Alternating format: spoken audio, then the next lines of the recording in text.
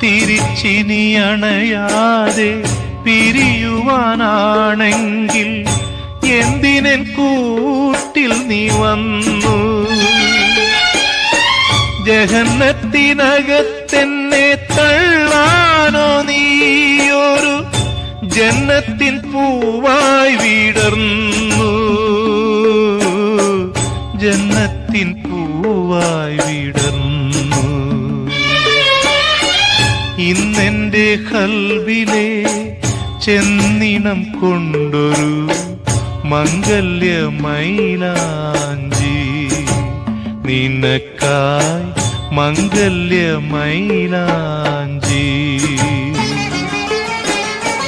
അവസാന ദിക്റും ചൊല്ലി ഞാൻ ഇന്നെന്റെ അരുമക്കിനാക്കളെ ഖബറ